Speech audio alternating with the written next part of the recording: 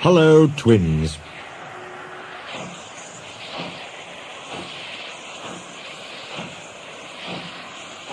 More and more people travelled on the Fat Controller's railway. More and more ships came to the harbours. Everyone had to work very hard indeed. The trucks complained bitterly, but then trucks always do, and no one takes much notice. The coaches complained too. No sooner had they arrived with one train than they had to go out again with fresh passengers as another. "We don't know whether we're coming or going," they protested. "We feel quite distracted." "No one can say," grumbled Henry, "that we're afraid of hard work, but we draw the line at goods trains," finished Gordon. "Dirty trucks, dirty sidings, ugh," put in James. "What are you boiler-aching about?" asked Duck. "I remember on the Great Western, that tin pot railway." "Tin pot indeed! Let me tell you—" "Silence!" ordered a well-known voice. "Let me tell you that an engine for goods work will arrive from Scotland tomorrow." The news was received with acclamation.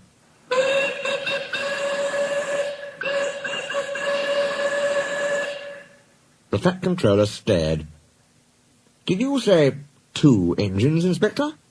"Yes, sir." "Then send the other back at once." "Certainly, sir." "But which?" The Fat Controller stared again. "Engines have numbers, Inspector," he explained patiently. "We bought number 57646. Send the other one back." "Quite so, sir. But there is a difficulty." "What do you mean?" "The 2 engines are exactly alike, sir, and have no numbers. They say they lost them on the way." The Fat Controller seized his hat. "We'll soon settle that nonsense," he said grimly. The 2 engines greeted him cheerfully. "I hear you've lost your numbers," he said. "How did that happen?" "Me mourner slyly slip it off, sir. You ken how it is." The engines spoke in chorus. "I know. Accidentally, on purpose." The twins looked pained. "Sir, you wouldn't be thinking we lost them on purpose." "I'm not so sure," said the Fat Controller. "Now then, which of you is 57646? "Oh, that's, is just what we canna mind." The Fat Controller looked at their solemn faces. He turned away. He seemed to have difficulty with his own. He swung round again. "What are your names?" "Donald and Dougie, sir." "Good," he said. "Then your controller can tell me which of you is which." "Oh, you'll get no muckle help for him, sir." "Why?" "He dinna ken our names, sir. How could he? We only given ourselves names when we lost our numbers."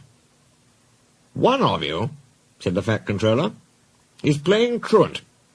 I shall find him out and send him home.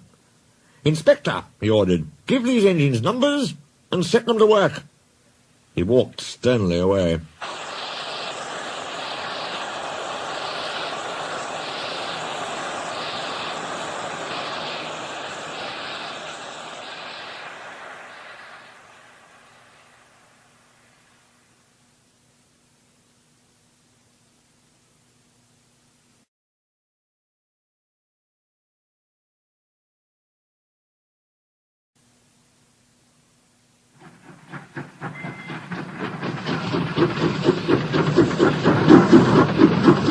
The missing coach.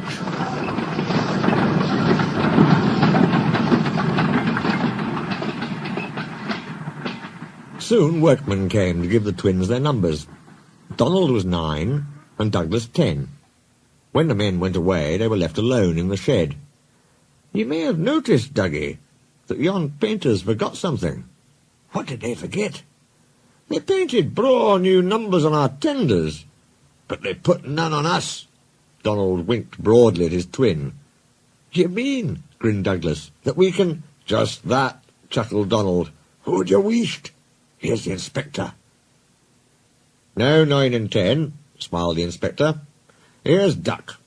He'll show you round before you start work." The twins enjoyed themselves, and were soon friends with Duck. They didn't mind what they did. They tackled goods trains and coaches easily. For once the twins had shunted them, Trucks knew better than to try any tricks.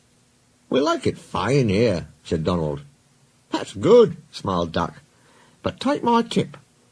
Watch out for Gordon, Henry and James. They're sure to try some nonsense." "Dinna fash yourself," chuckled Douglas. "We'll soon settle them." Donald and Douglas had deep-toned whistles. "They sound like buses," said Gordon. "Or ships," sniggered Henry.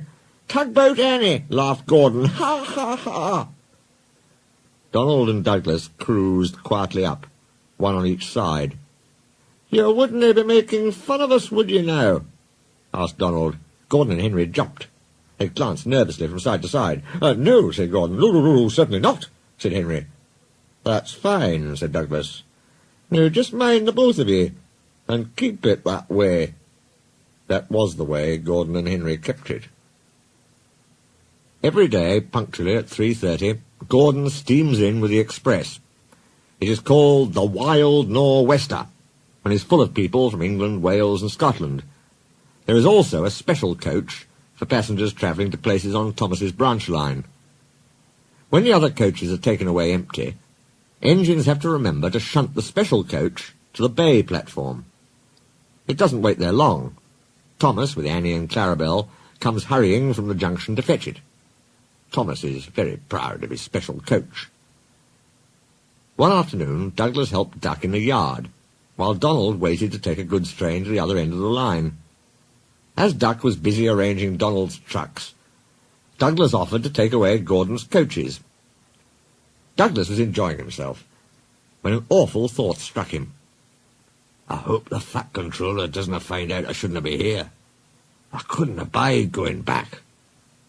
He worried so much over this that he forgot about Thomas's special coach. He pushed it with the others into the carriage siding, then ambled along to join Donald at the water column. As he went, Thomas scampered by, whistling cheerfully. Soon Thomas came fussing. "Where's my coach?"